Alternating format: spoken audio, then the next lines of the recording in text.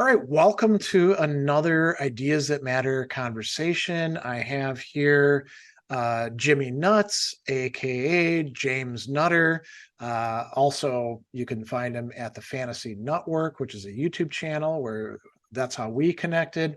And interestingly enough, the Jimmy Nuts thing, if you put it into Google, you're going to find that he still is, or just was a Retired. okay, there we go. Retired pro wrestler who has done over 1,000 matches, had a career spanning 10 years. So we're going to talk quite a bit about that, but we're probably going to focus a bit more on speculative fiction. So sci-fi, weird fantasy. I mean, looking at the channel, so you say that you're interested in sci-fi and fantasy, but you cover other things as well. I think some horror is in there. Mhm. What other genres? I mean, there's another question I've got lurking in the background. But before that, are there any other genres that you're hitting on in the channel? Because you've got quite a few videos out. Oh yeah. So I've been doing YouTube for book reviews for almost 4 years going on now, and all various types of content, long form content, interviews with other people who enjoy it, authors, and a lot of book reviews. And I do primarily love me some fantasy and sci-fi or speculative fiction, as we call it. But you're Yeah. right, I like some horror, and I really have fallen in love with a lot of just literature from long ago, or even not that long ago. I'm a big Okay. Cormac So McCarthy fan. what they would call classics, right? But I Yes. mean, Cormac McCarthy's I think too recent to be. I would say he's more of well, now that he has passed, maybe he can be up for that. But certainly one of the Yeah. greatest American authors of all time. But I've been really enjoying lately Russian literature, and I've been reading a lot of Oh, Leo okay. Tolstoy. So that's one of my probably a new favorite author for me is Leo Tolstoy. I've really enjoyed his short fiction, The Death of Ivan Ilyich, which I Yeah. always say incorrectly. I think is literally maybe the most visceral experience I've ever had reading a book. I read it on a plane and it gave me an existential crisis. And I spent the whole week in San Antonio just like staring at the ground, like, oh, what is this for? So that means it's a good book. Yeah. Dealing with the infection of meaninglessness, right? Ooh, it You could say. reminded me a lot of a book called The Conspiracy Against the Human Race by Thomas Ligotti. Oh, yeah. Fantastic book, and very much goes into the idea that consciousness is a curse. Just totally off topic, but since we brought up Legati, that is what we're doing for Worlds of Speculative Fiction this month. That and then a few of the collections of short stories, and try to see what we can put together about some sort of shared universe. But with that one, we've actually got a nonfiction book, a set of essays that we can work through. Yeah, it's pretty cool stuff. Now, I was actually, when I was thinking about genres, so some people include superhero fiction in speculative fiction, and it's not quite the same as like the whole world of wrestling, but wrestling runs on character and drama. You can't just get Mhm. 2 or 4 or 10 guys in a ring in outfits, bonking each other and running around and stuff like that, and have an actual interesting thing. They got to have backstories Yeah. and beefs with each other and all that kind of stuff. So I'm not going to say that it's exactly the same as superhero fiction, but it seems like there's a connection, or at least a continuity there. I mean, well, as somebody who's like, I'm sure thought an awful lot about the practice Oh of yeah. it over the decade that you were involved. What do you think? Yeah, I mean, absolutely. It goes back to the very easy premise of good versus evil, and what that plays out like, and someone who does stand for true good, and then someone for true evil. And just like, for instance, the fantasy genre, which has found its home in a more grim, I would say possibly nihilistic realm, where things are a lot more gray and nuanced. Wrestling has evolved into that, but at its core, we are telling the age old story that still sells tickets to this day, which is good versus evil. And just like even someone that does comic books or someone that writes a book, Yeah. there are tricks of the trade to accentuate that drama and those feelings from the audience's point of view. So I think you're 100% pretty close. And I played very much a almost a Clark Kent type role. I still embraced my Yeah, you nerdom were back very, then. very clean cut, you know. Yes, yes. And you know, the whole idea with Jimmy Nuts was let's go nuts was the idea. So I came out, I was very chipper, ready to have a good fair contest, and then the bad guy would get up on me, and then I would you know, go nuts, as my merchandise would say, and mess up the hair a little bit, get a little rough and tough, you know, kind of like Superman going into the booth and coming out. So that is a connection that I had personally, and I always thought Superman was pretty cool, even though I'm not super into comics now or anything. But I said, Yeah. you know, that transformation, like when you know it's time to really throw down, that's whenever you know business is about to pick up. And I tried to, you know, display that with my character and in my body language.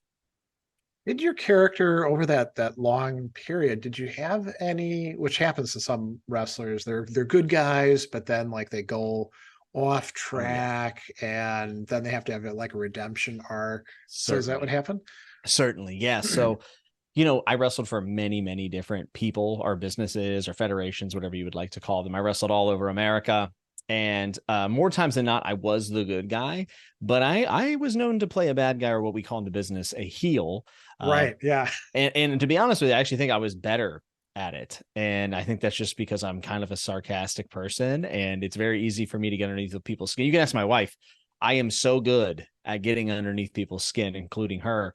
When I would wrestle in Canada, as you can imagine, I would be the arrogant American arguing with Oh, crowd members about yeah, bacon yeah. versus Canadian, you know, ham and Canadian bacon and everything else. So depending on the location, I could be considered a bad guy for sure. Interesting. Did Mhm. it change with regions in the United States as well then? It did. Yes. I would definitely get a little bit more heat, as we called it, in the South. The South didn't care for a clean cut guy who was driving a Ford Focus. They didn't think that was very impressive. So sometimes just based on who I was, I think I would get a little bit of a pushback. And in Canada, I mean, it was just easy. It was just, you know, you say the Pledge of Allegiance Right. on the microphone, they're booing you. It's fantastic. You know, we're about to come up here and take over. You know, just stupid stuff like that. So Did you have to have like all this thought out ahead of time before you actually step in the ring, or is do some of it as ad libbing or? so I grew in the business under people who were very much about improv, and the idea Oh, was, okay. so the way it was taught to me, which from a very amazing wrestler named Ricky Morton, who was part of the Rock and Roll Express back in the 70s and 80s. uh, Probably the best tag team of all time in my opinion. But he said, you know what, if you plan all this stuff out, Bubby, you go out there and they don't like it. And I'm like, yeah, it's a good point, right? So a lot of times, you know, you obviously know what the promoter wants out of the match, meaning like who he wants to move on and the storylines or whatever. But for me, I was a big fan of going out there, listening to the crowd's feedback, and then figuring out where to go from there, which is a art that Hmm. is a little bit lost in today's age, because a lot of it has moved more towards the stunt and the choreographed things, and it did lose a bit of that rough and tough feel, that realism feel. And if you watch Yeah. the product now, it's beautiful and athletic, but it doesn't have, you know, something like, you know, a Macho Man might bring, where it was kind of chaotic and things could break down. And Yeah. there's still some out there, but it's not the main drive. So for me, a lot of my stuff was improv, or as we called it in the business, calling it on the fly, Okay. and you would kind of make it up as you go. You know, when I was a kid, very young, my dad would watch AWF wrestling, Mhm. and you know, there were all these really crazy performers. Hulk Hogan made his debut there as a bad guy. He used to like beat up two guys at once when he still had a full head of hair. Our favorite was the Baron von Raschke because of the, you know, the claw. Claw. Yeah, but there were all these other, you know, crazy characters, you know, the guy Greg Gagne, all these Yeah. Jimmy Superfly Snuka, Mhm. and things were very low production. You Yes. know, it was the lighting wasn't great, and then suddenly WWF came on and it like totally captured the market. Mhm. And you know, we'd watch it, so that was like my teen years. And interestingly, some of the kids at school thought it was completely real, and they would get very offended and angry and try to do wrestling moves on you if you told them it was fake. And they had magazines and stuff. But you know, the rest of us would watch it, and a lot of people got super, super into it. And I kind of had a hard time because it felt like it was too glitzy, too Hmm. well produced, even though there were cool storylines and all that. And then there were like other things that were popping out that were again sort of like a throwback to the older stuff, a Yeah. bit more raw. I struggle to remember what the names of those federations were, the ones that were kind of the underdogs when the WWF was. You had the NWA, which was the massive one, which still operates today, Okay. actually. And they had a lot of different territories. I mean, you had Mid South Wrestling, AWA, AWF, Yeah. tons and tons of places. Yeah. And it was all on TV. That was the only way we watched it back then. I think if you had cable, which we didn't, there was more options. Mhm. Um, I mean, how are besides live? Obviously, there's always going to be live wrestling, but is it mostly streaming on different platforms? How do people find if they're like big wrestling fans? How do they actually find it these days? It's surprising. It is still one of the biggest and most successful cable shows. And now there's another Oh, competitor to WWE now, which is called AEW. A lot of my friends work there, and they are on TNT, just like WCW was back in the day right now. So okay. I would argue that pro wrestling is one of the only things still keeping cable's pulse going, which is a crazy thing to think Well, about. and cable news for the other Well, people, certainly. Yeah. right? My dad's never letting it go. Yeah. Now, what was it like? I mean, did you get into wrestling as like a little kid watching Mhm. these people? That's how it started for you? Yeah, I was the demographic, as some people would say. I was poor. I lived in a trailer, and that was my entertainment. You know what I mean? Yeah. A lot of times I didn't have a lot to do, so I would turn on Saturday night's main event, and I go to the other kids that were around me, and we talk about it. And I remember finding out, that it was scripted, and all my friends turned on it. We were about 10 or 11 years old. Everyone said this is stupid, and me, and this is how you can tell I love a good story. As I go, Yeah. that's so much better. They're like, what are you talking about? These guys aren't real tough guys. I'm like, that doesn't matter. Think of all the possibilities. If you can control the outcome, you can build all these stories. And to me, it opened up this idea of creativity and storytelling. And Yeah. I think that's actually one of the things that led to my success in the business, was that I looked at it from a storytelling perspective. And it was never about thinking that I was a tough guy or cool. Because the strange thing is that, like, we know that, it is theater, but the people in the business still somehow think that they're the tough guy. It's a Yeah. Yeah. delusional world to be in, to be honest. But for me, I saw the capabilities of building and crafting very intricate, long payoff storylines, and I just thought that that was even cooler. So I never skipped a beat. I never cared. Um, and then my friends grew out of it. In high school, we did backyard wrestling and stuff, and Okay. Yeah. we did live shows and sold tickets to our classmates, and they were pretty good compared to other backyard stuff that you end up seeing on YouTube or whatever. But they grew out of it. I didn't. My Yeah. friends went to college. I didn't. And I said, well, let's go check out this place down in Kaiser, West Virginia. And I went and got trained by a guy named Shane Shadows, who was like a Dusty Rhodes knockoff. And Okay. it was a little sketch, but he gave me my start, beat me up. And from that point on, I was just kind of doing it. I was doing it every weekend. And then eventually I got some better training up in Pittsburgh. And then I spent some time at the Ring of Honor dojo, various like seminars, and I would drive out there during the week and receive training from some of the best people in the world. So at that point it was on, and it's all blur now, man. Like, sitting here talking about it, it doesn't feel like that was me, because it feels so long ago, and I was such a different person. Well, the beginnings of it, but you were wrestling all the way up to 2020, right? I did have a Um, match in 2020 March, right before everything shut down for the pandemic. I was going So to ask, is that part of why you retired because it was no longer feasible? You couldn't count on it anymore. So I had a lot of injuries, and I first Oh, stepped away from the okay. business in 2016 after I blew up my knee a second time. I dislocated my kneecap. I did a lot of Oh, bone structure damage, and I needed a knee replacement, but I was 25, and they wouldn't yeah. do it. They wouldn't do it at 25 or 26. And so I stepped away, and I came back in 2019 after like 3 years off, and life had changed for me. So all my eggs were in the wrestling basket up until about 2016. And I started going to college while I was on the road wrestling. I was working from hotel rooms because I was an IT support specialist, and I was doing online college, Okay. and I was doing physics. And I started to realize, like, I'm not dumb, which, you know, is counter to everything I had been told all my life and what I thought of myself.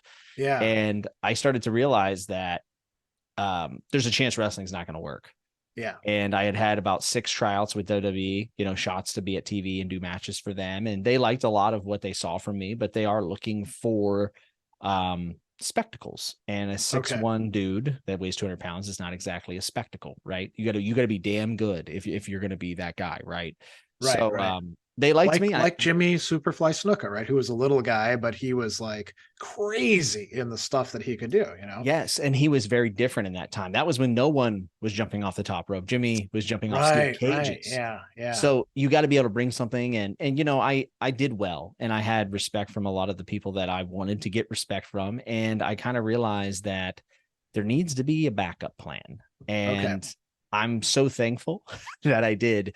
And I came back in 2019 as a much different person, with bigger aspirations than just being on WWTV for a few years so I could go to Comic Cons and sell t-shirts. So, not that there's Yeah. anything wrong with that, but I knew I wanted more. And so when I came back in 2019, the fire was gone. The passion was Okay. gone. The business had changed a lot in 3 years, surprisingly. And then COVID hit, and the wrestling world lost its mind. And I was like, what am I doing? You know, I was very conflicted about doing the show. It was like right at the beginning of March where everything was getting really weird. And I Right, didn't right. really want to do it. And I did it. And I was like, why did I go and risk, you know, because we didn't know what it was at that time. So I was like, why did I go and risk Exactly. that? Yeah. You know, I was like, why did I go do that? And I just said, this is silly. I'm done. That part of I needed to go back and see if I still loved the business, you know, and Okay. it turns out that I didn't. So that's what led to it. You know, I'm very thankful for it. It has presented me with a lot of opportunities, taught me a lot about public speaking, marketing. I also just learned how to talk to people being on the road. That was a very important thing for me, is being able to make Was someone. that something that was difficult for you at first? Or were you Um, always kind of a good talker? I was always kind of a good talker because when I grew up, I wasn't in the popular crowd, and you know, was always one of the heftier kids up until high school, around 11th grade. So I kind of was a chameleon, and I could fit in, and I Okay. could make people feel very comfortable with me, which, you know, I took pride in. And then I just applied that and kept it going. And I also have a natural curiosity. I've always just been curious about every kind of walk of life. And I sat at many a truck stop, man, and talked to truckers while they're waiting for their showers, you know, and I'm sitting, Yeah. I'm about to go sleep in my car. They're sleeping in their truck. We're kind of doing the same thing, but we're there for different reasons. I'm making the next town for another show. And, you know, I love talking to people. So I think that those things really benefited me, but the wrestling aspect of it was kind of done. The risk was not worth the reward. And I kind of got my fix for stories by starting to read again as an adult. Like, I took a Okay. long break, and, you know, I said, man, I can get better stories from these books that I'm reading. Well, So so that's a good segue into talking about the sci-fi and fantasy stuff. And just like with the wrestling, is that something that was an interest of yours from childhood on, or did you pick it up along the way? so I definitely was in the generation that got introduced to Harry Potter, right? I was Okay. in second or third grade when the first book came out, and it was a big deal. It was a Yeah. big Oh, deal. I remember. Yeah. I mean, there was really nothing quite like it in my lifetime, I don't think. And I read the first 3 books and really loved them. And then book 4 came out, and I was like 14, and I just kind of lost it. Like, I was like, I just don't care about this anymore. I've kind of outgrown this, I think.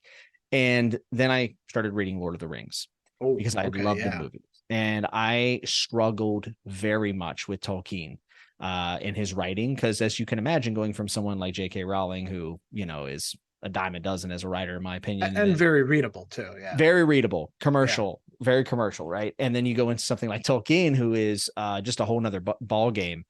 I struggled a lot with it. And then I recently found this out. And one of the reasons why I struggled is I recently found out that I'm dyslexic. And Oh, okay. never Yeah. knew. I never knew. And a lot of it was me getting stuck on words, stuck on names, and not Yeah. being able to continue on. So I gave up on Lord of the Rings right after, like, the Mines. I kind of gave Oh, up okay. on it. The And I was like, Moria part. Yeah. yeah, I was Yeah. like, I'll come back to it. But then I read The Hobbit, and Okay. I love the Hobbit. To this day, I like the Hobbit more than Lord of the Rings, which is like heresy. But I just think it's such a wonderful book. And I read that and I said, I still really like fantasy. I really do. But Yeah. to me, I didn't know because it was different back then. There wasn't a lot of forums to go on. There wasn't booktube, as we call the YouTube book section, Right. there's no book talk or whatever. So I didn't know there was other fantasy out there. So I started reading other stuff, and I read a lot of YA sports dramas written by Carl Okay. Duker. He grew up in the Seattle area. And so I kind of transitioned to a more realistic thing because I didn't know there was other stuff out there. I literally thought it was just Harry Potter and Lord of the Rings. I had no idea. And to give you an idea about my schooling that I went through, you're going to love this. They Yeah. closed the school I went to, just got rid of their library. There is no Oh, library entirely.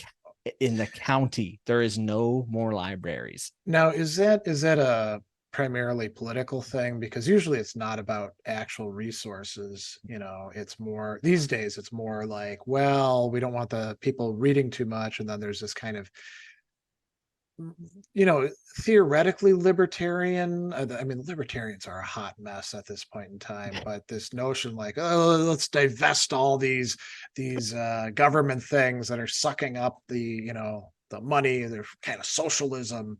Is that what was going on? Yes, that is Okay. yes. I'm from So Appalachia, mean so spirited, because I mean, you think very. about the kids who needs the libraries the most? Poor kids, right? Who can Yeah. go in, check out as many books as they want, get Mhm. introduced to things that they're not going to get introduced to in school or their family or whatever. And to close, I mean, it's happening here in Wisconsin too, because Mhm. we've got this blue city, red country, red suburb kind of dynamic going on as well.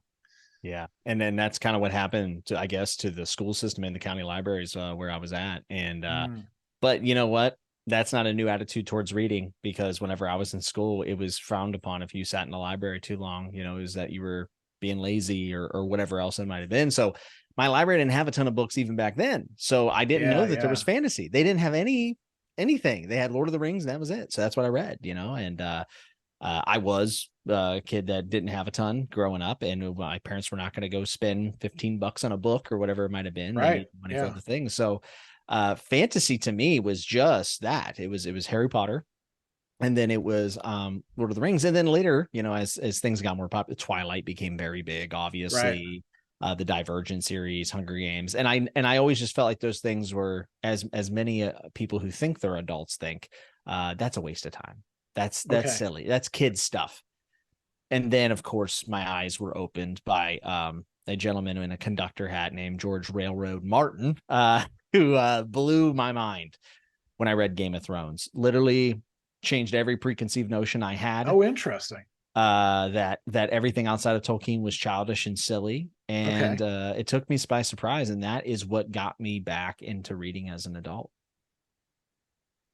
Yeah, I mean, I think for a lot of people, because the Game of Thrones show got in there and mixed things up, right? Oh They yeah, they they don't really understand what a massive phenomenon that's right. that first book was. I And then, agree. he was still writing fairly quickly back then too, right? Yeah. So you had the um there was a Clash of Kings was Yep. the second. Yeah. And then what was the third one? Storm of Um, Swords. that's right. Yeah. And it was starting to slow down. Storm of Swords was paired together with the fourth book because he wrote too much and had to break them up. But yeah, Game of Thrones. And my wife is the one who clued me into that Mm-hmm. when we first got together. So this would have been around 2010, right? She Mm-hmm. was reading it. She's like, I'm buying you a copy. You got to read this. And I'd read a lot of, fantasy and sci-fi literature by then. But, the depth of detail. I mean, some people complain about it that Martin's plots are too complicated, right? I love them personally. Yeah, exactly. I mean, if you can follow a complicated plot, I mean, him and Backer would be two Oh man, people who can certainly string together a massive narrative, the right? second Apocalypse and Prince of Nothing is to the Yeah. the most underrated possibly fantasy series Oh, of you all think time. so? That's I really do. I think the content of it gets a lot of people to turn away from it. yeah. But when people say, I want something that has depth to it and nuance, I'm like that. There's really nothing. it's written so biblically. Like Yeah. it is such an impressive feat of fantasy. And he has so much inspiration from Cormac McCarthy that if you're a Blood Meridian fan, I almost feel like Oh, Aspect interesting. Emperor. Oh, the Aspect Emperor 4-book sequel series, in my Yeah, opinion, yeah. is fantasy's Blood Meridian in so many ways. Well, it certainly is as dark, right? The Great And Ordeal. Yeah. yeah, I mean, so many characters dying off. I mean, people complain about Martin, right? Yeah, they have no He idea. unfairly kills off They have characters. no idea. But he Or does people, the same thing that Martin does, where he gets you invested in the character, so it hurts when they're gone, you know? yes. And you know, a lot of people also put nihilism as a label on top of A Song of Ice and Fire, but I've never agreed with that. Yeah. I think George still has heroes in his stories. And I run the Song of Ice and Fire podcast with my buddy Matt, and I've read those series so many times. And the more I read it, and the more I read like newer fantasy that is a little bit darker, I realize that George certainly was adding a layer of darkness to it. But there are people like Samuel Tarly who are nobodies that are, you know, would be considered Right. just like complete losers in any other fantasy series. And Samuel Tarly finds ways, even if it's accidentally, to be heroic and to Yeah. be almost a knight in shining armor, even though he's wearing the black cloak of the Night's Watch, which is also kind of a funny play on that. And then you read something like The Second Apocalypse and Prince of Nothing Aspect, and you're just like, oh, this is nihilistic. Like this is very much depressing. It's probably the Yeah, way I've to put actually it. been meaning to write a piece about the metaphor that's used in it of the steeps, you know, Mm. because you've got I mean, for those who are listening in and don't know about this, you've got these kind of nomadic Mongol type people who mostly get killed off, unfortunately. Yeah. And so you've got Cnaius, who's you know the toughest of them, basically. I mean, maybe there's a tougher guy out there somewhere, but he's the most violent of men, right? And then Kelhus's father, and I'm forgetting his name. Moengus, I think, Moengus, right? right. So he crosses onto the steeps. And these are people who have like very, very deep rooted traditions, norms. They follow them. And it's a way of living in a world that doesn't have any landmarks. And Mm-hmm. you know, you just keep following the same thing. And he's introduced to this idea that no, you could do things differently if you want to. And Moengus is essentially seducing him, and then he goes away, you know, and Cnaius is left, and he's like, oh, you know, what do I do now? You know, I've realized it's sort of like, you know, Nietzsche, you've pulled back the veil and you realize it's all BS, and now what Mm-hmm. do? And then Calhus shows up, who's going to be even more powerful, and they start tracing the same lessons over and over again. And to be introduced to the fact that you live physically in a steep, but that your mental ways could be like that as well, and then you can range anywhere you like, right? It sounds very you know, liberating and all that, but when you actually have a way of life, it is nihilistic. You know, it's Yes. undermining everything. Yeah, it And is. And it's also telling you that a lot of what you consider to be like fate or destiny is all predetermined, which, you know, that's our true Scott, too. yeah, our Yeah. Scott Backer has done, I think hasn't defended his dissertation in psychology or philosophy. I can't remember which one, but Philosophy. Yeah. yeah, so he has papers and he's a big fan of the bicameral mind theory that the left and right parts of the mind were separate. And then that is what, for instance, the Iliad was based off of, is like that people used to hear these voices in their head and it was actually the other side of their brain. And there's a lot more to it. But he plays with that in the series, which is a wild thing to Yeah. do. It's just really, really adventurous. In my opinion, kind of a big risk to put those type of things in a fantasy series. If you did it today, I don't think it would get published, which was some of his issues with his sequel series. He couldn't find an editor. He couldn't find a Right. Right. publisher that wanted to work with him. The last book he published, The Unholy Consult, which is one of the biggest mind blowing series finales ever, Yeah. was unedited. There's a lot of Oh, spelling I didn't mistakes in it. realize that. He didn't have any editors for the last two books. And Okay. that's why, you know, you've read it, but when you get to book Yeah. 3 of that, there's all that, there's a head on a pole behind you and all the second person narrative stuff. Like you can tell that the restrictor plate came off and it was just raw backer. And man, what a series that is at least trying to do something more and different with the genre. So Yeah. man, I really hope that I mean, he's pledged that he's going to finish it out with some additional books, but I hope. mean, there's no sign of that happening. I don't like leaving the story in the dismal ending place that it is, which I won't say anything about because I don't want to Wow. do spoilers. But I that's actually a good segue into something else that I was going to ask you about.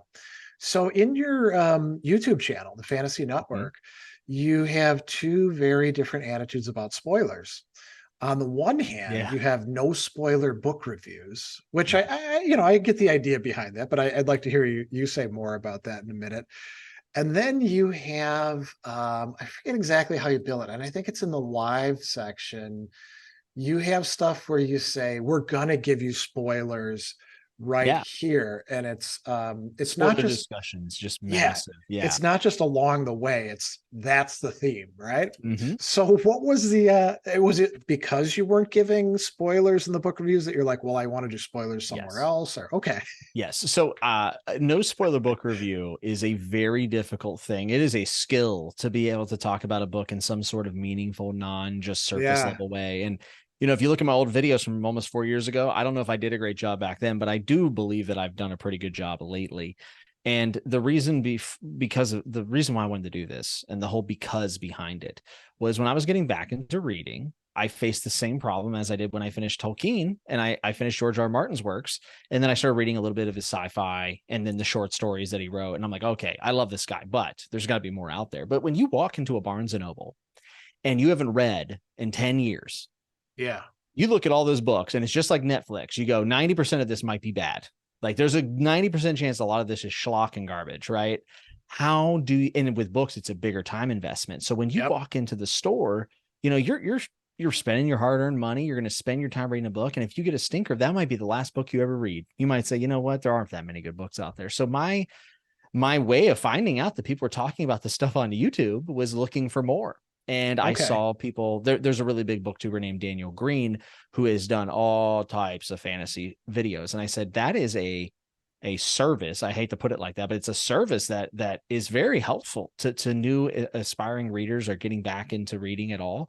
So I said, this is what I want to do. I want to do spoiler free reviews and try to help curate like what people may like about this book. So it's not just Okay. about what I like, but it's about what a book is trying to say, what it's trying to do, maybe some of the tropes that it might include, and then like, you know, what people are saying about it. It's actually one of the things I love about your videos. Like whenever you cover it, you always read critics reviews, like people who gave it maybe five Yeah. stars and people gave it 1 star, and you kind of give your take like, well, I don't know if that's earned or whatever it might be. I actually love that about your videos. And I've never went quite that far, but I do listen to the discussion around books. So Okay. I'm like, you know, if you're not into this book does have that and you should be aware of it. So I wanted to help other people get going. And then there's books that you just have to talk spoilers about because they're so darn interesting. And the Second Right. Apocalypse is one of those series that you have to sit down with someone and say, can you believe this happened? Like this is insane. And then there are also books that need explanation. I am reading through Book of the New Sun by Gene Wolfe currently. Oh, I'm in book 2. And let okay. me tell you Yeah. what, I'm like, I mean, okay, just about everything that Gene Wolfe writes oh requires my God. explanation. I mean, that's somebody that you could do hours on just half of a book, right? So Yeah. Yeah. there are books that deserve an elevated discussion without those restrictions that I think you can the people who went and experienced the book would maybe get something more out of it. So I don't do it with every book, but there are times where I feel like it's necessary to do a little bit more. Well, that makes a lot of sense. And actually, there was something about my videos that uh, not the speculative fiction ones, but just the ones that I do in front of my chalkboard. That I was going to say is similar to what you're doing with these book reviews. So you mentioned not making it just about what you like about the book, but thinking about what other people who haven't read the book would want to know about it. Mhm. And that's sort of what I do when I like core concept videos. I'm Yeah. doing a whole set on Aristotle's Poetics now. And I think to myself before I shoot these, so I'm going to talk about this and this and this and this, but what is it that my listeners or viewers are likely to get confused about, or will need to know more about? What are they going to be curious about, or what are the areas where they're going to be like, what the hell is this crap? And so I try to, as best as I can, to keep that in mind as I'm talking in my empty room, to the camera, as if it's a live person. That's the hardest thing about YouTube is just yelling at a camera. You're like, what am I doing? I suppose too. Yeah. I mean, you come from a long background of automatically having an audience, right? You can't Yeah. wrestle. I mean, you can wrestle on your own, just two guys, uh, knocking stuff over in the living room, but Yeah. you can't do wrestling without a crowd. Yeah. And I had a similar kind of thing when I first started. I was always just shooting videos in the classroom. I would plunk the camera down and just let it run, or I would go somewhere, give a talk, and video record it. And you've got that automatic rapport with, well, it's not automatic, but at least after you've been doing it for a while, it's pretty easy to get people to listen to you. Mhm. But doing it to an empty classroom, that's what I did first. I'd go in when nobody was in a classroom and shoot some videos for my students that I knew it was on stuff they needed. And then eventually we, got a chalkboard at home, and the only people there were the dogs and cats watching me. They The don't care cats about philosophy. the cats will judge you. You got to be careful with the cats, man. Yeah. Mine are brutal. So, did it take you a while to get comfortable Hmm. on camera, just Yeah. talking? Yeah, I did. It took a while What because did you do to make it easier for yourself? Did you like picture people there, or? I said slow down. Is Oh, okay. because Yeah, like yeah. if you go back and watch my very first video, it's is A Song of Ice and Fire worth reading even though Game of Thrones show ending sucked. And it's just me for 8 minutes going 100 miles an hour going, the books are so much better than the show. Blah, blah, blah. It's like, bro, breathe. It's Yeah. going to be okay. And I decided to pretend that I was talking to someone that I would whenever I was on the road or whatnot. And Okay. yes, Yeah. there's a very weird element of that where no one is talking back to you. But I even in my videos sometimes I'll pause as if I'm waiting. Like I'll be like, you know what I mean, and I'll just sit. And my idea is I'm hoping that draws the viewer in to feel like they can have a conversation with me, and then maybe drop a comment, and then me and them can talk. I That's respond to interesting. I I should try respond to that in every some of my comment. AMAs. Yeah, Um, I try my best to make sure that people feel like they're a part of the video, and that's why I respond to every single comment I get on my book channel, every single one.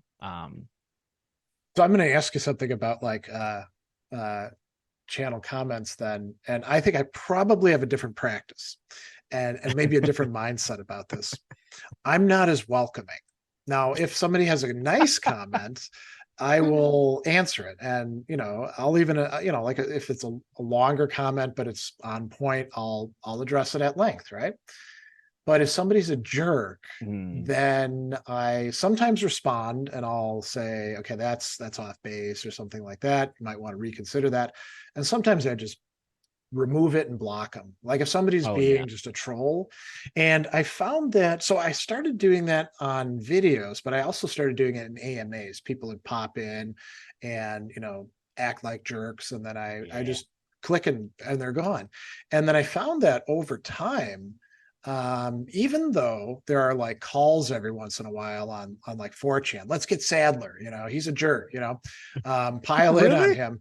Oh yeah, yeah. What? I went through a period. So this is a bit of a. We'll come back to the question that I've got for you. I went through a period where I was the darling of 4chan for a while, the lit people, because I was doing cool stuff, on Hegel, and I know what I'm talking about. Unlike almost all of them and most of the people that they like, and then they're a very fickle crowd, Yeah. and I think in part because of insecurities and their lives kind of suck and stuff like that for the most part. So I don't remember exactly what thing it was, but they decided that I was a bad guy, you know. And there were still a few defenders, but most of them would be like, he's a fraud, he's a fake, you know. And a lot of the comments show like they don't understand how things actually work. Like they would say, he's not a real professor, he's just an adjunct, not knowing anything about like how the academic job market works. Or, you know, I left a full-time job out of love to go marry my wife, and then I became an adjunct. And once you're on their, you know, crap list, you're on it. You know, they will never stop talking about you in their forums. And so anyway, they would try to pop over in the channel.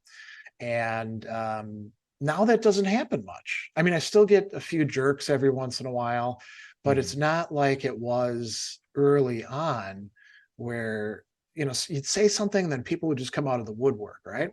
So I'm Mhm. curious, do you, you know, aggressively block, and I do this in all my social media. I do it in Twitter, I do it in Facebook. If somebody's, my viewpoint, so I'll ask you in just a minute, but my viewpoint is my social media and YouTube is like my front porch. If you want to come on and have a conversation, cool.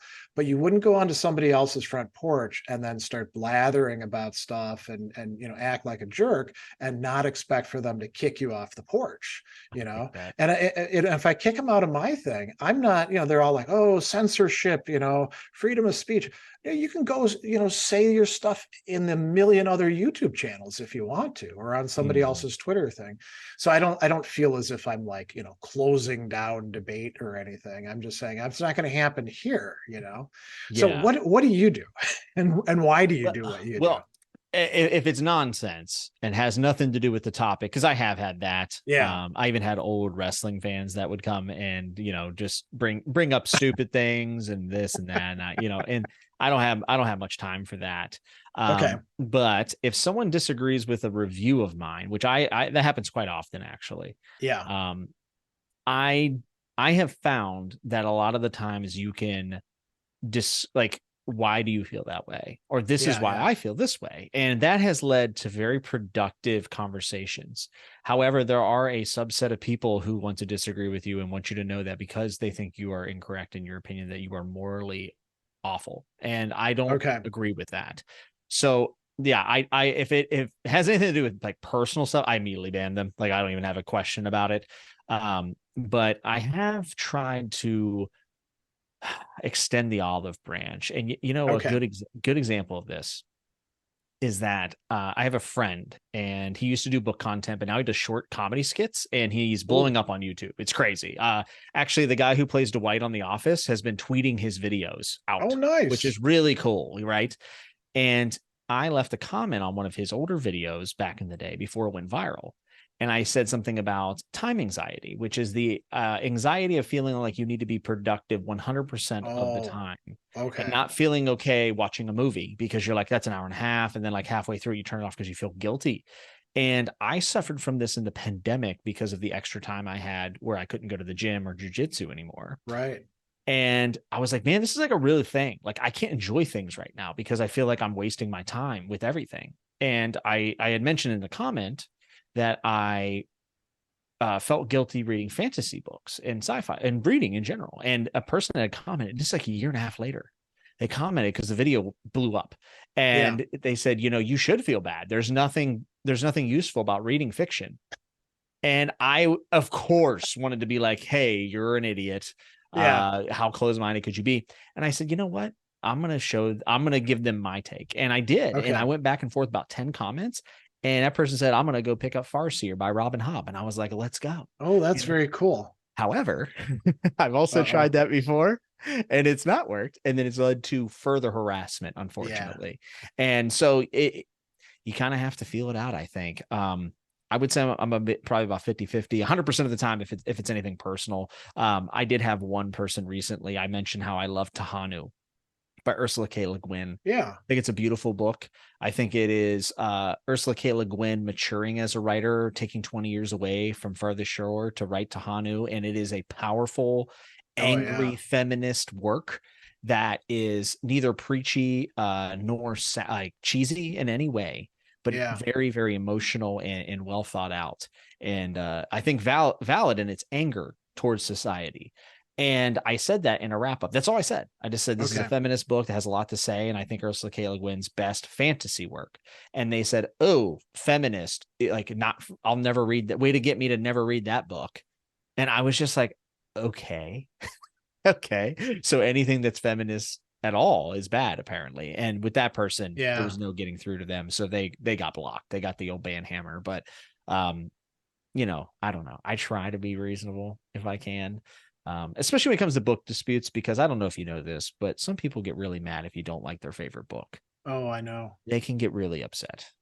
And you could like the author and Yeah. say, I like all their other stuff. I just don't Yes. particularly care for this book. And Yes. you're, Or you can that's say a one negative thing and 100 positive things, and they focus on the negative. That is just a symptom of being online, unfortunately. that happens as well in philosophy. I mean, probably not to the extent that it does with fiction, but you do get people who are real partisans. Or another example, they're upset because I don't do content on some particular thinker. And if you actually look at like the stuff that I've covered, it's sort of like a spectrogram, like there's a couple little lines here and there, but most of it's blank, right? So people will be like, why haven't you done videos on Spinoza? Well, I haven't gotten to him, and there's like 10 other people ahead on the list that I'd rather do because I recognize he's an important philosopher and people do get into him, but I'm not into him, and I don't have to be into everybody. And it's even more the case with like anything that's not Western philosophy. People are like, why aren't you doing Arabic philosophy? Why aren't you talking about Indian philosophy or Chinese philosophy? And I'll be like, well, first of all, I don't read Arabic or classical Chinese or It Sanskrit. seems like a So, blocker. well, I mean, I could like opine about, these translations that I've read, but I kind of like to know what I'm talking about. I'm, I'm to That's spend the rare time. online. Yeah. And then, I'm not a specialist. I teach some Chinese philosophy and I like reading it in translation, but there's better people out there who could be doing that. There's like a division of labor. And I think that's, I mean, with fiction, we've got just a massively wider field than philosophy. I don't know, it's probably like 100 times as wide, right? So there's no way you can talk about everybody. You're Yeah. always going to be leaving somebody out.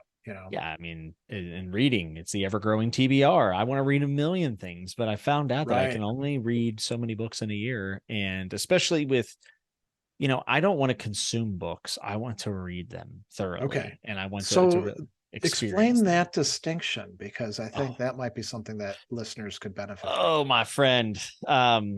So with YouTube, or what we call BookTube is what everyone just calls it, who's in the book sphere. Yeah. Um, there is a lot of different versions of what people do. There's no set criteria to be part of what we call BookTube, but one of the things that does seem to be congruent along among many channels is that people are trying to read the most books they can per month, and the number of books Oh, is almost right. a badge of honor. People post their statistics, which I'm fine with. I get Okay. it, and that's a motivator for a lot of people, so I'm fine. Anything that gets people reading, I'm not hating. But I realized very quickly as I was finding like my voice and what I wanted to do with my channel that I could not chase those numbers. Like, I don't want to read 20 books in a month. I Yeah. actively don't want to do that. And people do, because audiobooks or maybe responsibilities are a little more lax or whatever it might be.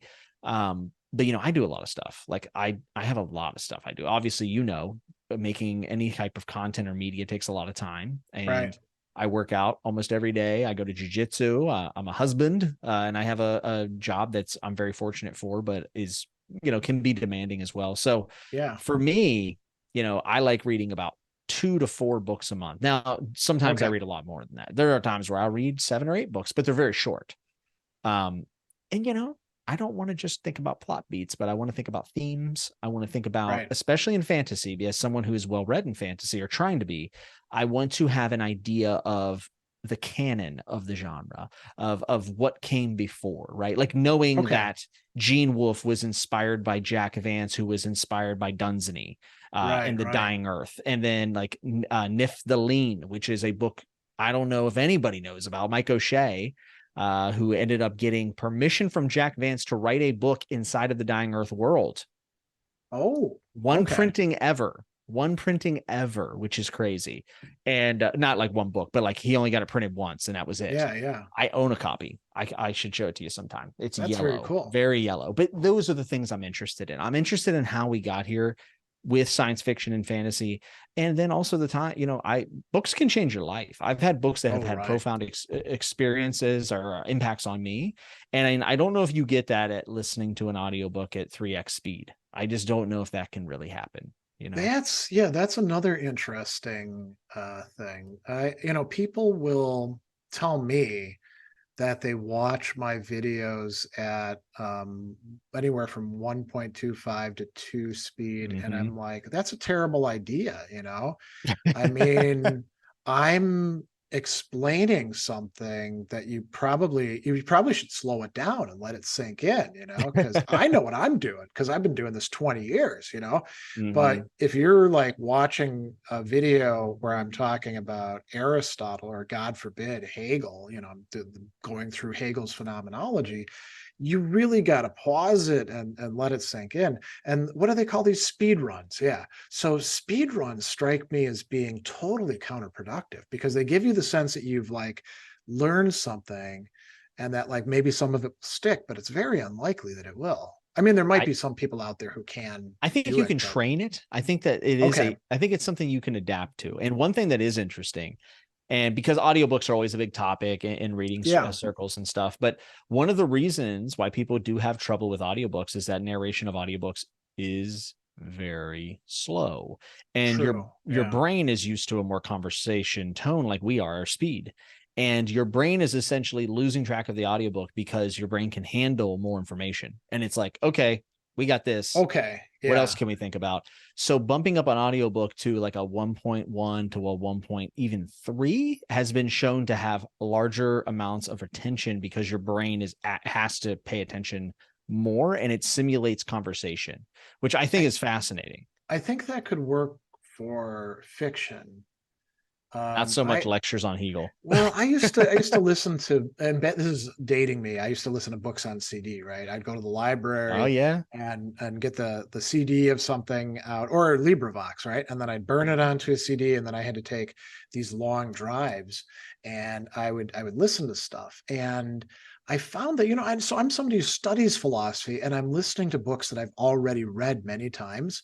Mm-hmm. I cannot follow Rene Descartes' meditations in the LibriVox version, just listening to it in my car because I'm looking around at stuff and idle Yeah. thoughts, and then it's like 5 minutes, and I'm like, oh crap, what did I just hear? Right. Whereas if it's I listened to all of Homer's Odyssey, one set of drives going back and forth from my job at Indiana State Prison, which was an hour commute each way. And that was no problem. And as a matter of fact, one of the things I'd be curious to get your take on this. I found that there were aspects of the work that I paid more attention to, maybe, or realized better when I listened to it that I'd missed when I'd read it. And I think vice versa too. You're probably going to miss some things that a reading would get you. Do you have that experience when you're Oh yeah. listening?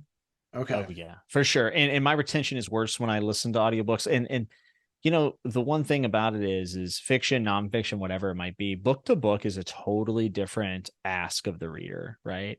I can listen Okay. to a Dresden Files book on audio and get most of it. I mean, it is a noir fantasy detective novel. They're about 300 pages long, and they're fun, but they're not crazy. They're not Moby Dick, right? Okay. Blood Oh Meridian. yeah. Yeah, Blood Meridian. I tried to do that on audio, and I was trying to do I read about 50 pages a day of a book, sometimes Okay. 100 if I'm really open and free for the day. Um, but Blood Meridian, I was reading it 10 pages a day, and I think it took me 50 days. And I had tried some on audio to kind of speed up my pace, and I was like, I can't do this. I Hmm. can't, if I really want to get what this book is trying to tell me, I don't think that I can do that. In fact, I would say the Blood Meridian has to be read multiple times to really start to understand what in the world McCarthy was going for there. Yeah, yeah. And that's a whole other thing. Some books, I think, like for instance, I think the Second Apocalypse, Prince of Nothing, should be read multiple times. I think there's just so much to latch onto there. But I yeah, would agree with you, but I think that is also a hard sell to very hard. readers. And I think for two reasons. One is that, I mean, they use the term slog in there, and the reading is a slog Yeah. because there's just so much going on. But it's also, I think for a lot of readers, depressing. Yes, it took a lot out of me reading those books, and I'm someone who has a Yeah, high tolerance for depressing things. It's kind of yeah. my jam. I mean, But there are a lot of really cool things in it, oh, the right? world building's crazy good. Yeah. And the character development, Yeah. Achmanian changes significantly, Mhm. especially in relation to his daughter. Oh, Knias, becoming, like the really, like he's almost like the right hand of the consult in some ways, right. right? Yeah. Um, Kelhus, he changes significantly. I mean, Esme, Esmenet.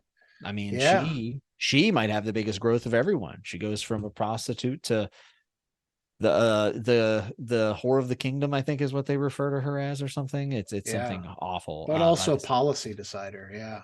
big Um, policy. It's keeping the family together, keeping the capital together. I mean, this is some major stuff. So yeah, and that's the thing is like you might read through something or let's say listen to something, for instance, yeah, and you might be able to pick up on the plot beats and the characterization, and then you read it, and then you see all of this other like the thematic stuff coming out. So you can right, pull a lot right. out of a book, and that's why when people tell me like I read that book and I thought it was trash, or I can't understand why anyone likes this book, and I said, well, that's very close-minded of you, because there is so much to latch on to in each individual series or story or whatever you're doing, Yeah. that it's never impossible to imagine someone liking something. That to me is very ignorant. Like I hear reviewers say that all the time, and I So hate it. I hate switching that. topic, still within the realm of books, Mhm. you mentioned that some books have changed your life. Oh You yeah. talked about Tolstoy's Death of Ivan Ilyich and some of the other short stories, and that's some really good existentialist stuff.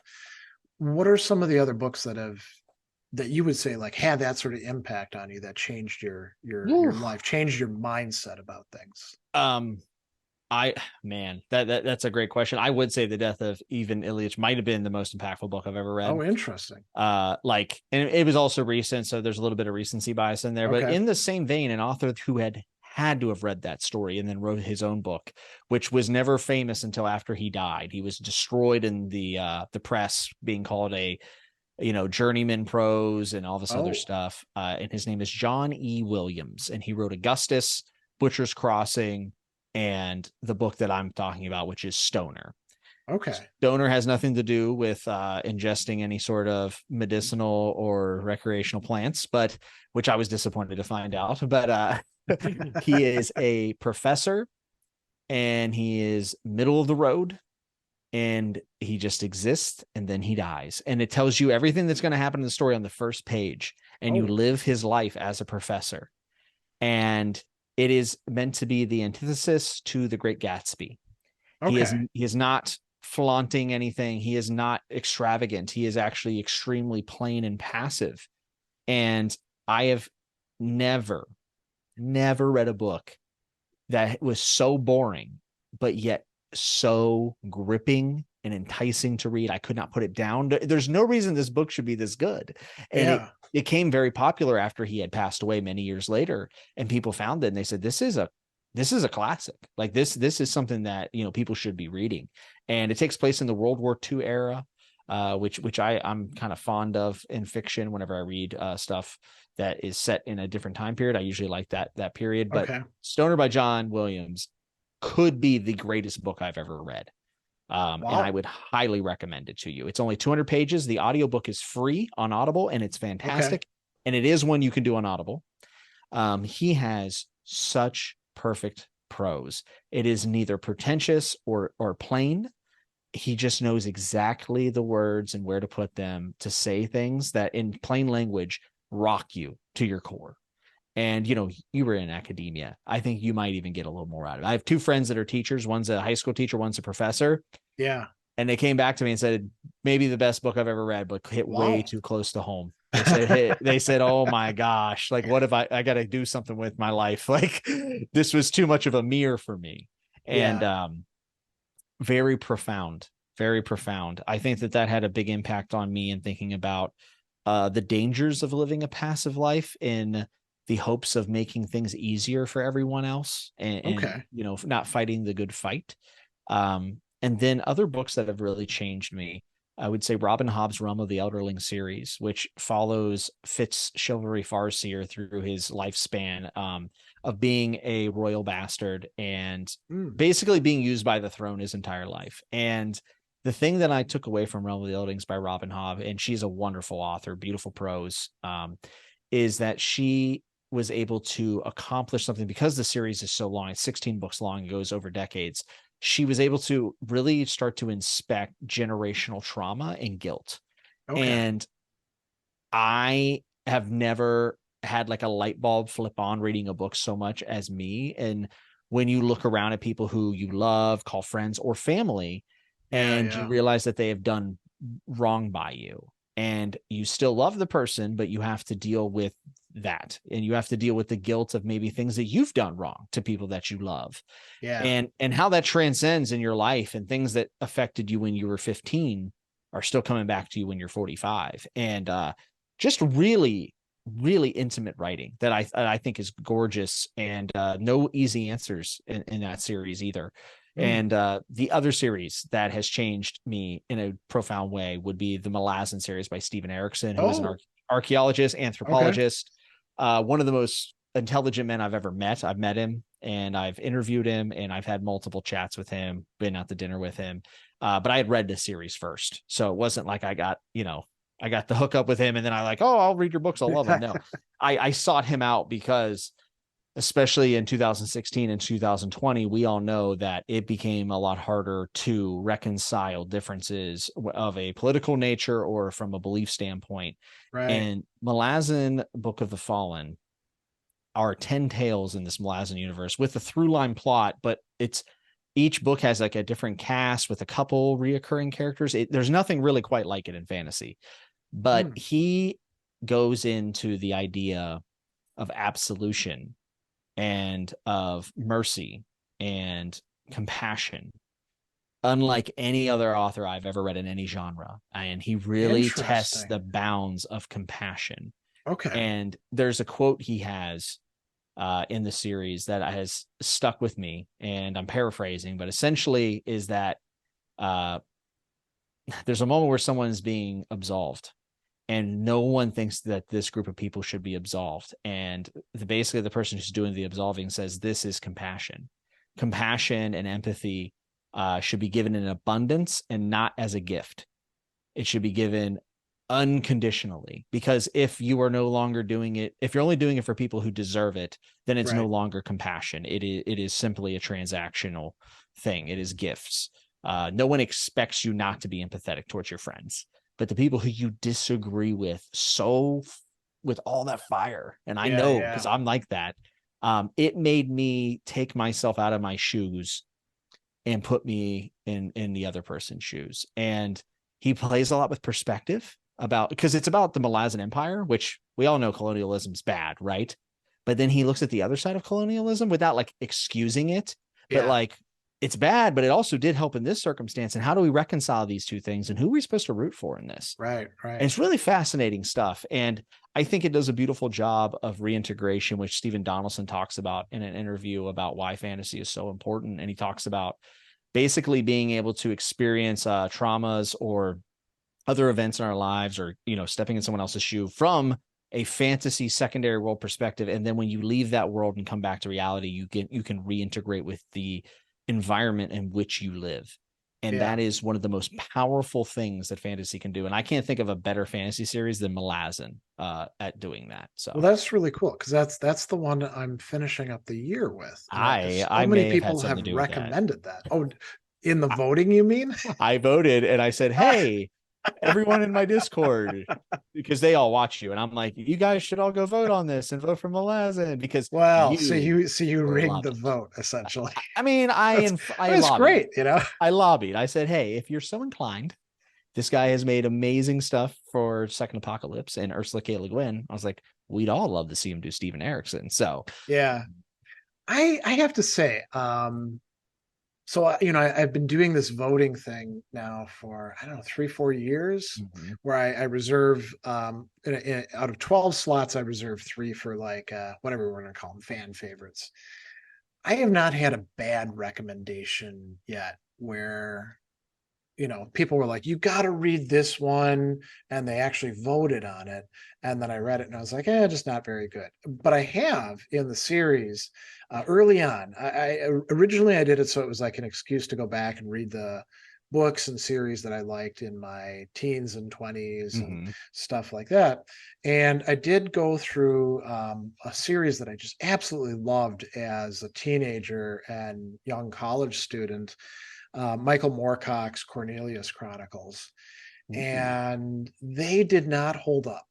I mean, they were Oh still no. okay, but they weren't great. Oh, I just But read my first Moorcock book. I read Elric of Melniboné. well, you got all different stuff, right? You got Yeah. the dark fantasy with Elric, and there's another guy who I can't remember his name, but The he's Sun another Champion or something like that. The Eternal Champion, right? well, the Eternal Champion is all these guys, Yeah, it's like a including connected universe. yeah, well, they're all avatars of the Eternal Champion. So Elric is Yes. an Eternal Champion, Jerry Cornelius is an Eternal Champion, but there's another guy who's got some Celtic name who also fights against chaos and Yeah. stuff like that. And those are good. I like that stuff. And the Cornelius Chronicles, it was about like the whole world cracking apart in the 60s and 70s, and all this connection with rock and roll. And I used to like listen to it while playing Van Halen in the background, and sipping sodas and all that, and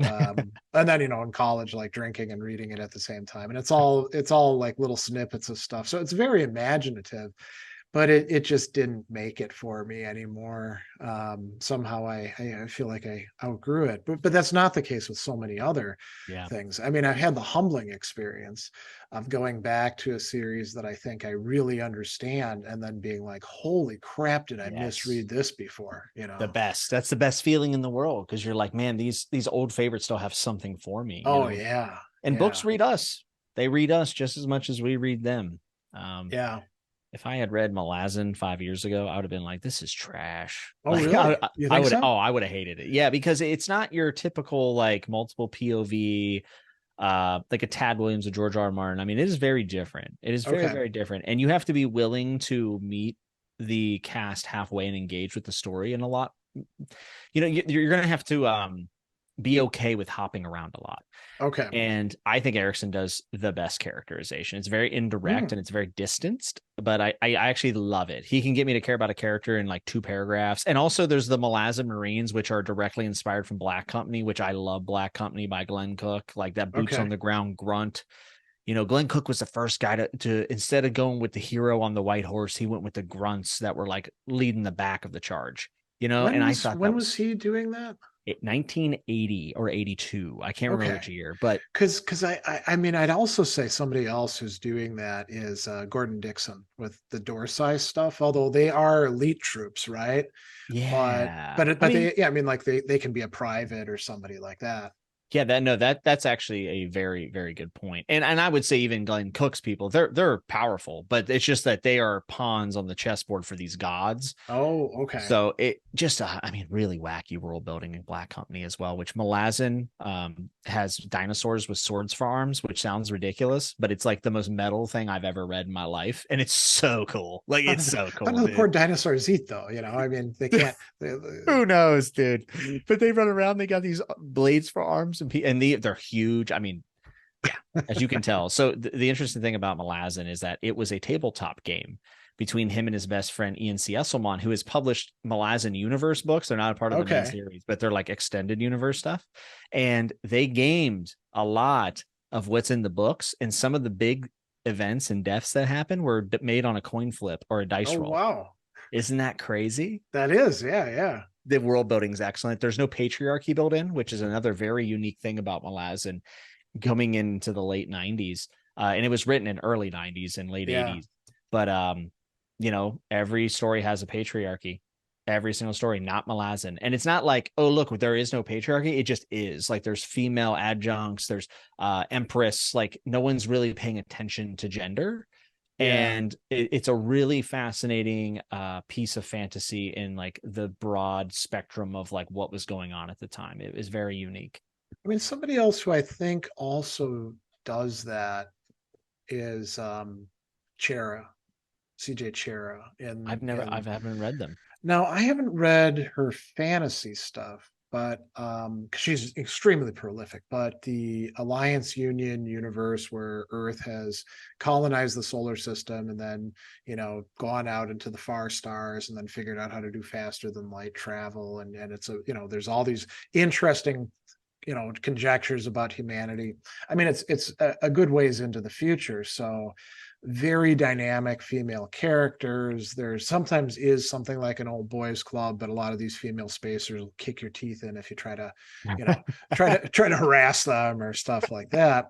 And I going back to, like, if I had read her when I was younger, I think I would have found the incredible depth of detail just too boring, you know? Mm-hmm.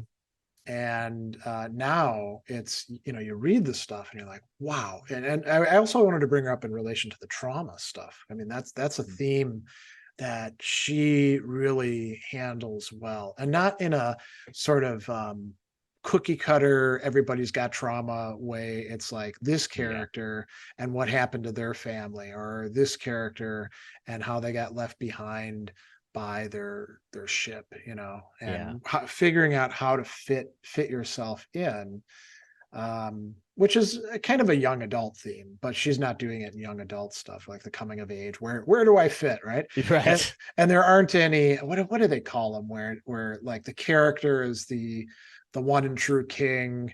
Like the chosen one. Yeah, that's it. The chosen one Yes. trope. She doesn't have chosen one The tropes. most worn out trope of all time. It Do you is so think? worn out. Oh, yes. Yes, very much so. No one can just be somebody like the Star Wars sequels. Yeah, Like yeah. they almost did it. They almost did something cool, and then they made her Skywalker. So Yeah. good. This will probably be controversial. You may disagree with me on this, but I don't think Star Wars is very good. I don't like Um, Star Wars at all. But okay. here's my So, struggle. Here's my struggle. I yeah. can't say that on my channel because my mom watches, and my mom doesn't understand nerd stuff. So every Christmas she buys me Star Wars stuff, and I have to Well, pretend to like it. I mean, when you were a kid, did you like it? No, I Oh, always okay. Well, hated that's Star interesting. Wars. I I mean, watch them, but we were crazy about it. And, like when it first came out in the theater, you go there and it's like amazing. And then you have the action figures and, like I had 3 action figures, 2 of which were Darth Vader's. Believe it or not, because I had, we weren't rich, but we weren't poor, but my parents were very frugal, and so they didn't go in for all this faddish stuff like the kids next door did, who had, like, the Millennium Falcon and all these oh yeah. stormtroopers and stuff like that. So we would go to the store, and every once in a while my mom would be like, you can pick out a toy, each one Mhm. of you. So I got a Darth Vader action figure. And then the next week, we had a spelling bee, and I won the spelling bee, and the prize was a Darth Vader action figure. So now I got 2 Darth Vaders. What do you do playing with them, right? Yeah, I Well, don't they know fight what each you do. other. Yeah. And then I somewhere along the line picked up an Obi-Wan Kenobi one. So now at least they could fight, legitimately. But Obi-Wan always lost because it was 2 Darth Vaders against 1 Obi-Wan, and that was it. That's all I had. My sister got Princess Leia. We didn't have a Luke or Han Solo or any of that stuff. But we're all gaga about it. And there were comic books and all sorts of cool stuff, lunch boxes.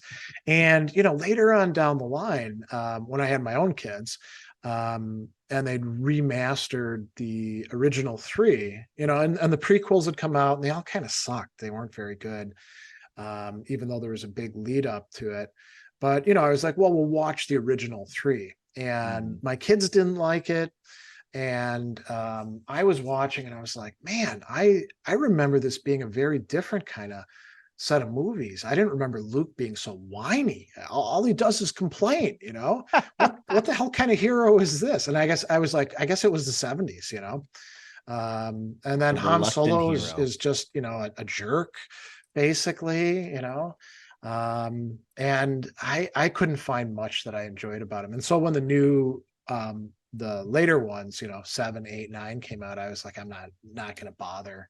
Yeah. So Well, you didn't miss much. They were pretty. They looked yeah. really cool.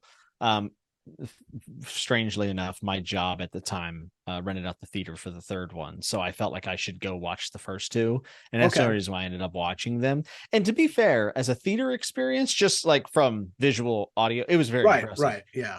Yeah. The story didn't make much sense. I've never been impressed by Star Wars. I think some of the world building stuff is really neat and there's a lot of potential there, but it The always, extended universe stuff is yeah, interesting, like right? Timothy Zahn has a book, Yeah. Heir of the Empire or something like that, and supposed to go into the Thrawn stuff. When I hear Right, about right. people, when I hear people talk about it, I go, man, I really want to get into that. But then they're like, you have to read these 6 books. They all suck. They're not canon. And then you got to read these canon things, and then you can read and I'm like, I'm done. I'm out. I'm Yeah, not doing yeah. this. Just I don't know, man. And That then reminds me of something. There was a book by Alan Dean Foster called Splinter of the Mind's Eye. I feel like I And know that book. it was actually supposed to be like the sequel, not Empire Strikes Back. And because they didn't think they didn't know that Star Wars was actually going to take off and make money. So they had to have something that could be low budget with easy sets. So it's mostly set in these caves. And in it, interestingly enough, um, Luke and Leia are on this planet, and Darth Vader pursues them, and he beats Luke, and then Leia picks up the lightsaber and ends up cutting off Darth Vader's arm and knocking him down like an endless well kind of chasm thing. And so that came out like a year after Star Wars, and I was like, wow, that's a cool wrap up for this, right? And then Empire Strikes Back came out, and I was like, what the hell's going on here? I was so confused. They pulled the old bait and switch with you then. Yeah. Well, and if Star Wars hadn't made a ton of money, that was going to be how they were going to wrap the whole thing up, That in a sounds neat cooler. two movie thing. Yeah. That sounds better. That's gonna get me some hate mail possibly, but yeah, I don't know. I'm with you. Thank God there's somebody else who does Star Wars. I always say I wish I loved it because I love buying swag and Yeah. merchandise. Like I am Yeah. definitely a consumerist when it comes to these type of things, and I'm like, there's no end to the Star Wars stuff that you could buy. I know That's because true. my mom Yeah. buys me something every year and it's brand new, and I'm like, what is this? But all the series, there are no Ursula K. Le Guin figurines or T-shirts out Well, there. there have been a couple attempts to adapt Earthsea, and they're all Yeah, total dismal failures. even Ghibli, Studio Ghibli's version Yeah, of Earth. I mean, it's bad. she was not happy about that. Nor should she have been, Yeah, to be honest. it's interesting because I taught a class on Earthsea at Milwaukee Institute of Art and Design, going through all 6 books, Mhm. and a lot of the students had watched the Ghibli thing beforehand because they're all into anime, Oh, yeah. and again, so confused because it diverges from the plot so much, Those books are so interesting. I have a friend who runs a YouTube channel and she's very successful, and she read Earthsea and she's like, I just don't, feels like a kid's book kind of. And I was like, well, the first one kind of is, yeah, but it yeah. grows with its audience, which is something that people laud praise for Rowling doing in Harry Potter. And I'm like, well, Ursula K. Le Guin did it first because Yeah. her characters legitimately grow up, and the books are written for the level of where the characters are. Like Tahanu is nothing Yeah. like Wizard of Earthsea, but it's in the same series. It's so impressive. And that's the longest one in the series. It And is. I think Tahanu is maybe 200 pages, maybe 210 or 20 Yeah. tops. And like the whole books of Earthsea, you can get it in an omnibus with all these beautiful illustrations. Yeah. It's like 1,000 pages. Yes. So you're like, look at what she could accomplish in 1,000 pages compared to and I don't want to just bash Rowling because we could talk about others, but Rowling takes 400 pages to write a book about, Mhm. maybe even longer sometimes. Yeah. And she accomplishes less than what Le Guin can do in one third of the space. This is a problem with all of modern fantasy going back all the way, I would say, into the early 2000s, is that brevity has been abandoned for larger print sizes and everything else. And a Yeah, lot of it comes from the fact that implied meaning or implied plot or implied characterization is just not used as often because people don't trust their readers. And unfortunately, literacy levels are very low in America, that's which true. happens to Yeah. be the biggest market. And another thing, Oh, this is really interesting. So I heard this from an author who is published through one of the main publishers. And they told me the reason why publishers like big books is because it seems to be that consumers will be more willing to spend the 17 or 20.99 the books cost now oh, when okay. they get the big book. Because a Yeah, lot of yeah. books, like if Stephen King writes a 200-page book, it's still 24.99, Right, right. and they feel like they're getting a better investment out of their money or getting a better return out of their money. So that is one of the reasons that why specifically fantasy and sci-fi tend to trend to the bigger side. But I read Roger Zelazny and I'm blown away by Right. Yeah, yeah. the wit, the themes, the dialogue that he's able to fit in 180 pages. I mean, I'm not one of these people who think everything that's older is better, but I will say there's a lot of people who can't hold a candle to Roger Zelazny and what he was doing in the 60s. I mean, he is Yeah. one of the best authors ever. I love Roger Zelazny. It's amazing. Yeah, he was one of the people that was not only influential on me as a reader, but I used to, I mean, I did a terrible job at this, but when I was like in high school and college, I wanted to write poetry like Roger Nice. Zelazny wrote prose. Didn't bring it off, you know, but it was good to try, right? Well, he Um, does have like that uncanny ability to just be very readable, but not oh plain in yeah, any way. I mean, he's so distinct. Ugh, yeah. what a legend.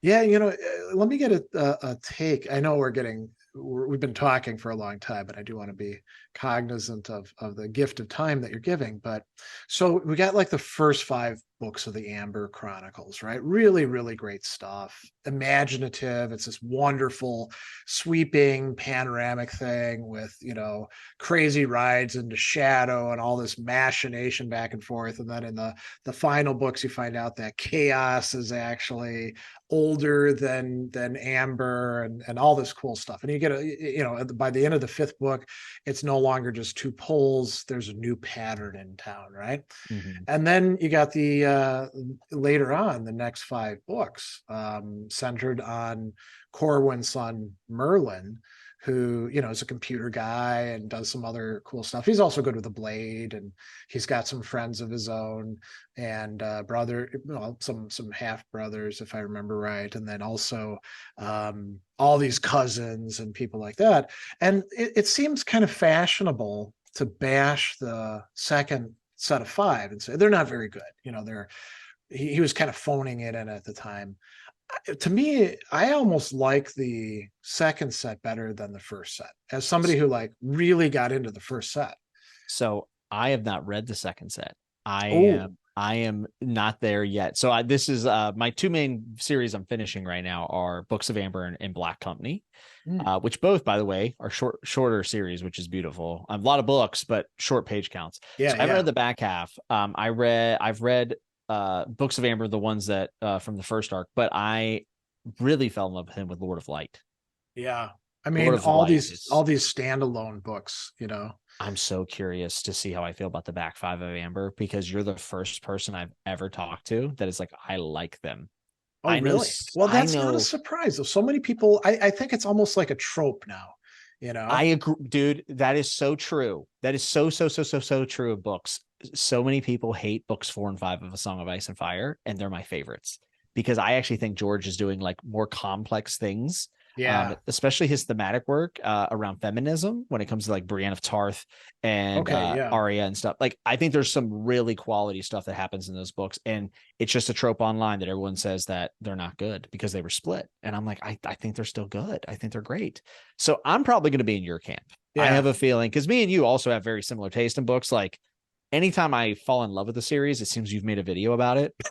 And like, thank God, because like I'll be like, what was that one part? Especially with Prince of Nothing. I was like, what happened there? And then I'd go watch your videos. And by the way, that's how I found your channel, was looking for backer content. Okay. I mean, if we want to be really facetious, we could say, what happened there? Oh, somebody got raped, Honestly, you wouldn't be wrong. or somebody got killed. Yeah, But somebody was abused. I got a great thing for us to go out on. So with George R. Martin, right? It Mhm. isn't all dark and dismal. Um, who would you say isn't the morally best character across the board, but who's had the best, like going from being a either scummy or bad or just mediocre person to actually being like a good person? And I don't mean good in the sense of like, a paladin, you Oh yeah, know, yeah, yeah, yeah. butter wouldn't melt in their mouth, but like where you can say, okay, I think that this person is actually morally on the rise. Man, that is a tough one because so the person who I think has the best potential is actually Theon Greyjoy, Oh, interesting. but he's I not mean, there even yet. as damaged as he is in the So books. we leave him where he jumps out of a window with Sansa, and the books are different than the show. This is one of Right, the right. biggest divergence, is that Sansa is not oh, I'm sorry, Jane Poole is in Winterfell. Right. Sansa, it was Sansa in the show and they ruined her character, but Yeah. Theon jumps out with Jane Poole in a heroic act. And Right, right. his chapters in the book are called Reek, until the last chapter is called Theon. And it's a sense of identity that. Interesting. Yeah, I And haven't by the caught way, that. there's a beautiful chapter in A Dance with Dragons called The Ghost in Winterfell, where Theon is sure that he is seeing and hearing a ghost. And the theory is that it's actually him. It's his own conscious speaking to him. And it's Oh, a wow. very weird thing George is doing there. So I would say Theon, but we got to see what happens next. We got to see what happens next. So honestly, it's Jaime Lannister. Even though he pushed a kid out a Yeah. window, George made him somehow sympathetic, and saving that POV till book 3 was one of the Right. smartest things he has ever done as an author. I mean, how brilliant is that? Because we have been told Jaime is a Kingslayer this, Kingslayer Right, that, and right. then we get the POV of him, and we hear about how he feels, and we realize that he killed the Mad King for good reasons. Right, And Ned right. Stark still put him down for it, even though the Mad King lit his father and brother on fire. And Yeah. it's like, you know what? This honor thing isn't black and white, is it? And man, his relationship with Brienne of Tarth. That was really telling, but I also think his relationship with Cersei, which again, the show totally screwed up because Super screwed up. he puts her aside. He's not going to go with her on stuff. He resists her, and yeah, I mean, I think we'll have to see if Martin ever does publish the next books. Oh. What happens to him? Because Martin could easily take him and send him back down into the dumps. And you But could do that in an interesting way, by the way. I think yeah, circular character arcs are actually they can be really valuable, and there okay, can be change within the monotony of the same mistake. You can make the mistake for a different reason, and I think that that's a really compelling thing to do as an author. However, the way it was done in the show was garbage. It yeah, was literally like a, well, I'll see you later, Brian, and then it was garbage. And I was yeah, just like, yeah. this is very unfortunate. Like, this could have worked still. Like, you still could have made it work, but you didn't. But we know that those guys didn't. They were in over their heads. They Oh didn't know. yeah. So Well, they and they did. thought they knew what they were doing was the That's my problem. problem. And Yeah. I'll get on my soapbox real quick because Yeah. this is a, Go out on a rant. yeah. So Dan and Dave got full of themselves, and people say, well, they ran out of books. They were good at adapting, ran out of books. That is not true. They started changing things from the books in season 3. I mean, they Yeah. had other changes, And but they left so much stuff out that they could have used. and they've abandoned Dorne when the ratings went down. And by the way, the Dorne plot, they changed it. They Yeah. changed the Dorne plot. It didn't do well. And then automatically people say, well, Dorne's not interesting. I'm like, if you read the Dorne stuff in the books and don't find it interesting, then I don't Yeah. know what you're reading, because I think the Dorne stuff in the books is fantastic. Like Oberyn Martell and the whole crew, Yep. I love them. And by the way, how impressive is that in a book 4, to introduce a whole new region and a new cast of characters in another house, and then find out that they were working to try to get Daenerys with what's his name? I'm forgetting his name. Doesn't matter. He ends up getting killed by a dragon, so whatever, it's fine. Yeah. But they fumbled it. So it is not that they ran out of material. It is the fact that they started changing things before they ran out of material, and then they tried to still go with some of the endpoints that Martin had given them, but Right, like right. the road was messed up. So I see people pin a lot of it on George, and I can understand the frustration because we've been waiting a long time. But that television show's finale was solely on the people who wrote those episodes. So I that's would say everything from the second to last season was all garbage. of them. Yeah. Yeah, and it's funny. There's still some moments in that final season, like Brienne being like those things. Like there are still things that are so good because of the build up to them, but it's just they Yeah. didn't know how to end the story, and they abandoned a lot of the fantastical. Really had a snobby attitude towards fantasy, which I didn't like as well. Mm, As a fantasy fan, they said they right, wanted to right. make a show for soccer moms, is what they said. They don't care about the fantasy, and it's like I think people don't trust in the fact that people can suspend their disbelief for a while. Yeah. Yeah. And I'll just say this. I realize we're going on and on and Oh, on, you're but good. there are some series like Earthseed, right? Very Mhm. difficult to adapt properly. Oh yeah, Um, you know, Martin could have, or a Song of Ice and Fire, I think could have been done well yeah, under different management, because none of the elements within it are too tricky to represent no, adequately. no, they're really not. And George also wrote for television back in the '80s in Twilight Oh, Zone, right, right, and they lifted dialogue word for word out of the book because George wrote TV type of dialogue. right.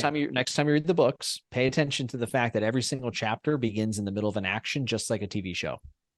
you Interesting. you come in the middle of a scene. You never get like the horse buggy went up the road and then came the castle. We made our way through the gate. Never.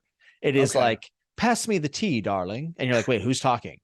You know what I mean? So it's Yeah, like yeah, he starts things in the middle just like they do in television shows. So his stuff was very adaptable. And it's clear yeah. from the first 4 seasons, that it worked.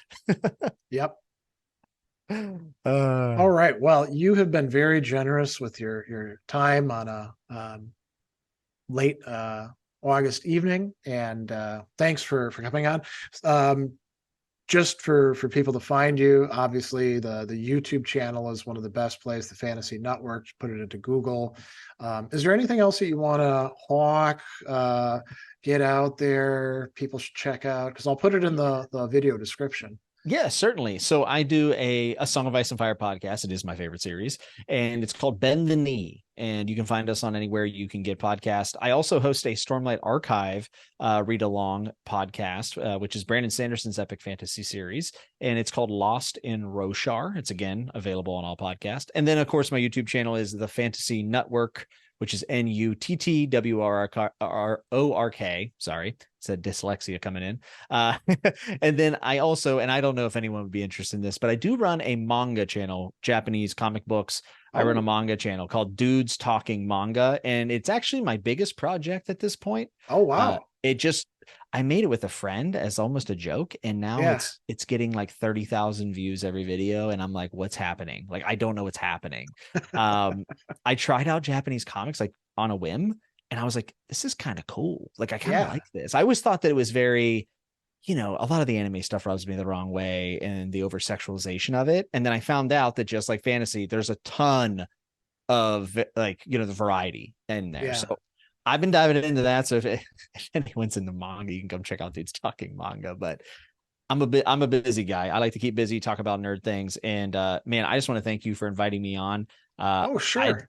I watched your content for like so long, and then to be able to bring you on Chatting with Nuts, my kind of general freeform show on the Fantasy Network, and then being able to come on this, I mean, this is wild to me because I think you make some great stuff, and I like talking to you. So Yeah, I like talking to you too. This turned out really, really good, I think. So, absolutely.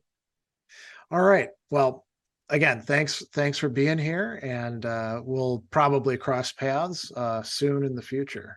Yes, Philip K. Dick talk. That's right.